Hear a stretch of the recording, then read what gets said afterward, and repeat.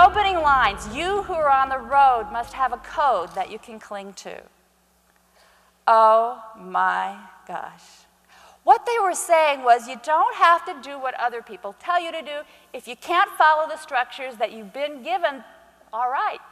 We understand that, but you've got to have some kind of code, some kind of guidelines, some kind of principles to guide you through life, to give you direction so that you aren't like a leaf in the wind, so that you do have a foundation.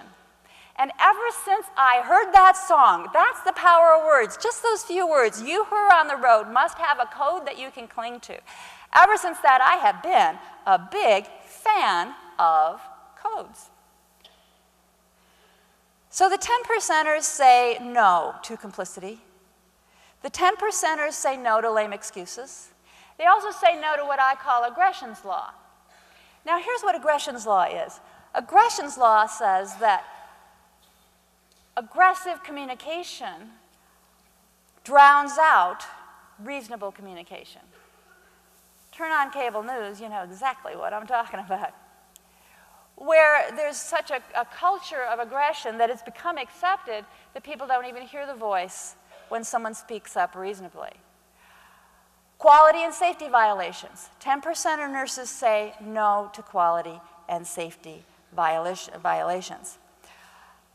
But when they do speak up, they have their codes. They have code white. Code A would be aggression's law. Code Q would be quality. But whatever your codes are, because remember, Crosby, Stills, Nash, and Young, you who are on the road must have a code that you can cling to. What code do you need? What works for you? Design your own codes because those will be the most powerful. But they'll also be most powerful if you use your 3 sources of communication power. And that is strength, determination, and toughness. That's the first one.